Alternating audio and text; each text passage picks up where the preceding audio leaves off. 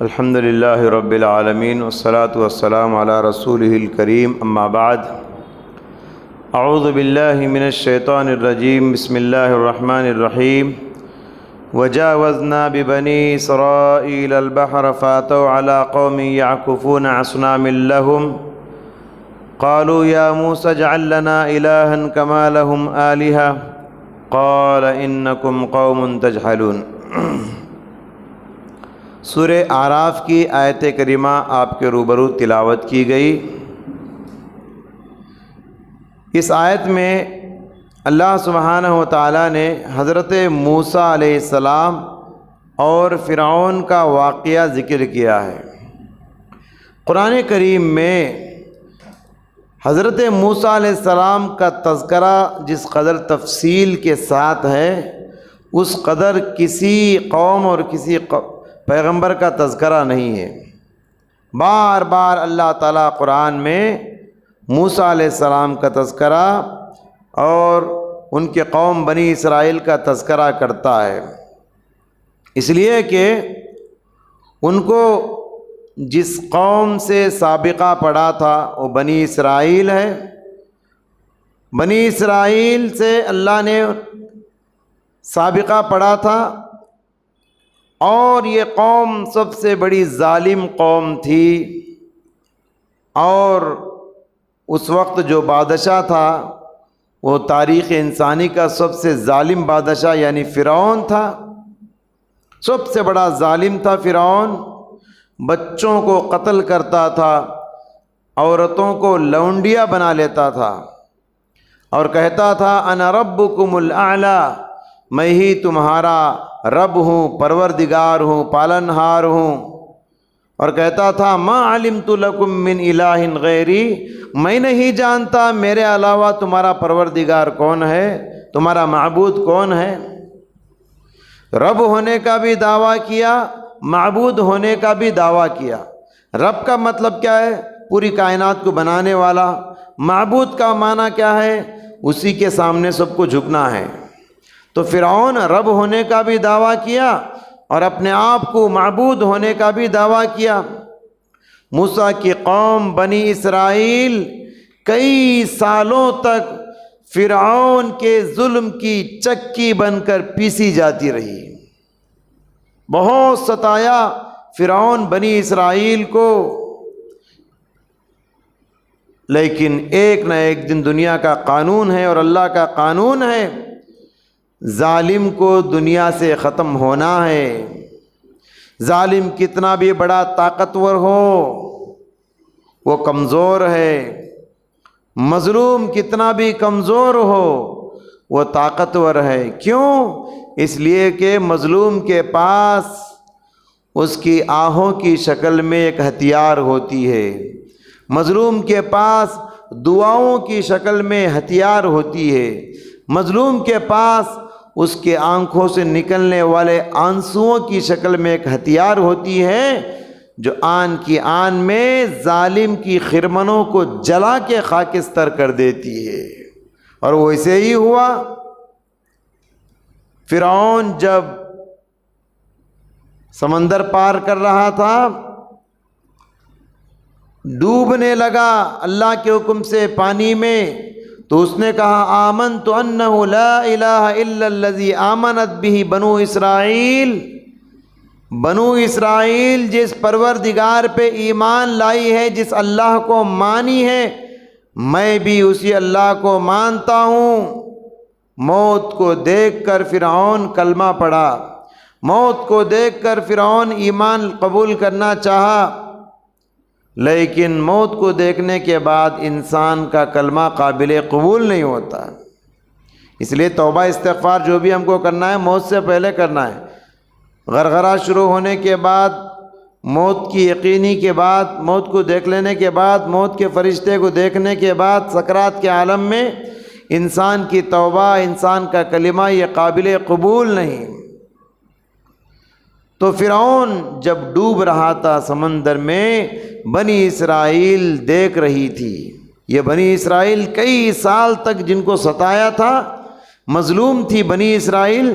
یہ ظالم فرعون جب پانی میں ڈوب رہا تھا تو بنی اسرائیل آنکھوں سے دیکھ رہی تھی، ان کی آنکھوں کو کتنی ٹھنڈک پہنچی رہے گی۔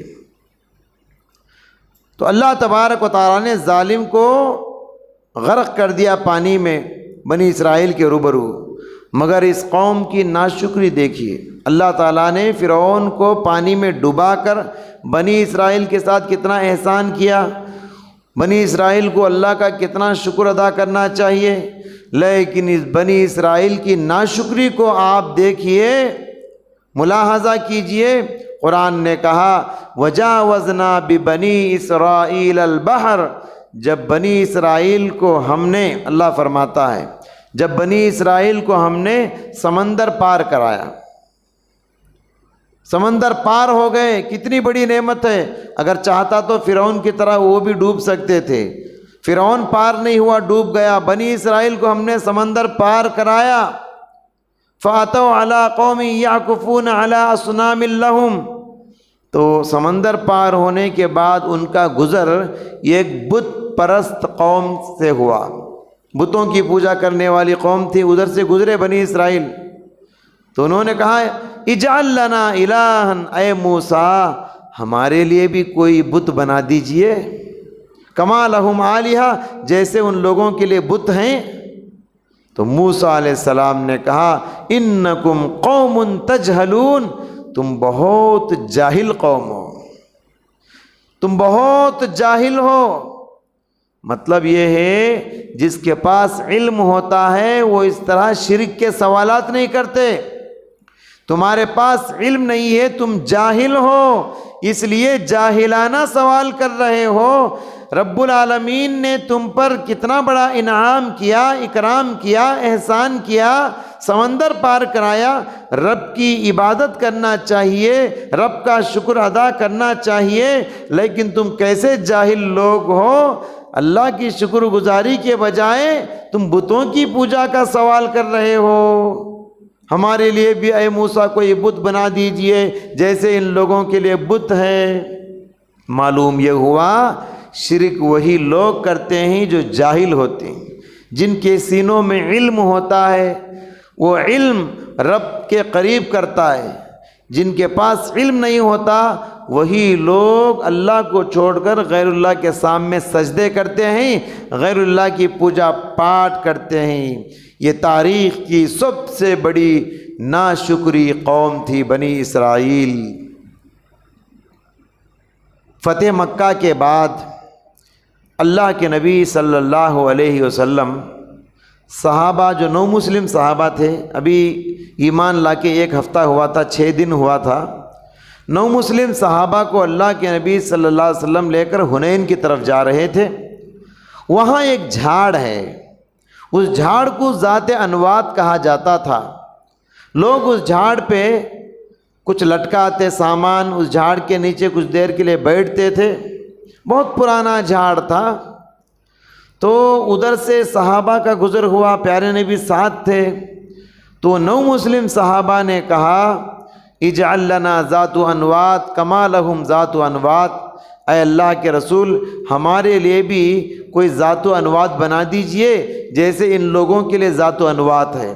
مطلب اس جھاڑ کو اتنا محترم سمجھتے تھے وہاں کے علاقے کے لوگ، جھاڑ کے نیچے برکت کے طور پہ بیٹھنا، سامان برکت کے لیے وہاں لٹکانا، تلوار برکت کے لیے وہاں لٹکانا، وہ جھاڑ کو اتنا متبرک سمجھ گئے وہاں بیٹھنے سے برکت آئے گی، حالانکہ بابرکت ذات اللہ تبارک و تعالیٰ کی ہے۔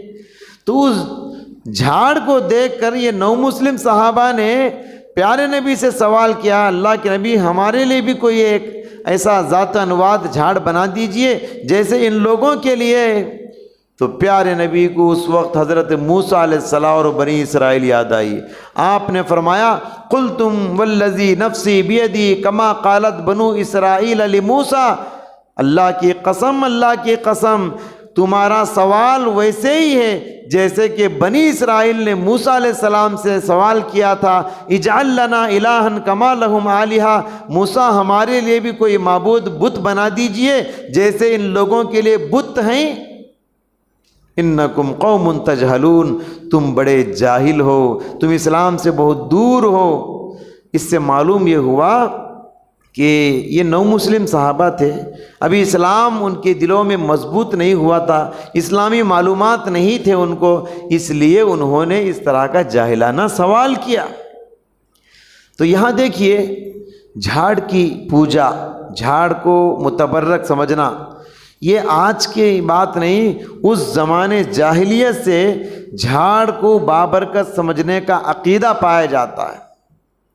جھاڑ کو بابرکت سمجھنا، جس جھاڑ کے نیچے 1400 صحابہ، ایک مرتبہ ایک اور جھاڑ کا ذکر قرآن میں ایک جھاڑ کا ذکر ہے تحت الشجرہ، جسے کہا جاتا ہے اس جھاڑ کے نیچے بیٹھ کے 1400 صحابہ سے پیارے نبی نے بیعت لی تھی۔ اللہ کے نبی دنیا سے چلے گئے، اب صحابہ کرام گزرنے والے اس جھاڑ کے نیچے کچھ دیر بیٹھتے تھے، کہتے تھے کہ یہ وہ جھاڑ ہے جہاں اللہ کے نبی بیٹھے ہیں، تو وہاں بیٹھ کے برکت کے طور پہ گزرتے تھے۔ صحابہ کا زمانہ گزر گیا، حضرت عمر کا زمانہ آیا، اللہ کے نبی کے زمانے کے بعد حضرت عمر کی دور اندیش نگاہوں نے بہت دور تک دیکھ لیا۔ حضرت عمر کی نگاہیں بہت دور تک دیکھتی تھی، انہوں نے سوچا کہ آج لوگ اس جھاڑ کے نیچے نماز پڑھ رہے ہیں، اس جھاڑ کے نیچے کچھ دیر بیٹھ رہے ہیں برکت سمجھ کے، کل آنے والی نیو جنریشن اس جھاڑ کی پوجا شروع کر دے گی۔ راتوں رات حضرت عمر نے اس جھاڑ کو جڑ سے کاٹ دیا اپنی دور حکومت میں۔ آج بھی دیکھیے جھاڑوں کی پوجا، ہر سینٹر میں، ہر گاؤں میں ایک جھاڑ ہوتا ہے، جھنڈا جھاڑ کے نام سے مشہور ہے، لوگ لے جاتے ہیں، جھنڈے وہاں لگاتے ہیں، اس کا طواف کرتے ہیں، وہاں ایک ہانڈی رکھتے ہیں، اس کو صندل لگاتے ہیں، عود بتی لگاتے ہیں، کیا کیا اس پر عقیدے، عجیب عقیدے لوگوں کے جھاڑوں کے اوپر عقیدے۔ تو یہ آج کی نئی بات نہیں، زمانے جاہلیت سے عقیدے پائے جاتے تھے۔ تو اس طرح کے جھاڑوں کو ختم کرنا یہ بہت ہی ثواب کا کام ہے، لیکن یہ سب کے بس کی بات نہیں۔ بہرحال معلوم یہ ہوا کہ بنی اسرائیلی بہت ہی بڑی ناشکری قوم تھی، موسیٰ علیہ السلام کو بہت ستائی، اس لیے ہمیں چاہیے اللہ تعالیٰ کا شکریہ ادا کریں۔ جتنی نعمتیں ہمیں مل رہی ہیں، ہم کو ناشکرے کبھی نہیں بننا ہے۔ ناشکری سے نعمتیں چھن جاتی ہیں، شکر گزاری سے نعمتیں بڑھتی ہیں۔ اللہ تعالیٰ سے دعا ہے اللہ سبحانہ و تعالیٰ ہم سب کو صرف ایک اللہ کی عبادت کرنے کی توفیق عطا فرمائے، اللہ کی ناشکری اور نافرمانی سے اللہ تعالیٰ ہم سب کی حفاظت فرمائے۔ پروردگار ہم سب کی عبادتوں کو، ریاضتوں کو قبول فرما، ہمارے روزوں کو، ہمارے صدقات کو قبول فرما، پابندی کے ساتھ قرآن کی تلاوت کرنے کی توفیق عطا فرما۔ رمضان کو جیسے گزارنا ہے ویسے عبادتوں کے ماحول میں گزارنے کی توفیق عطا فرما۔ وآخر دعوانا الحمدللہ رب العالمین۔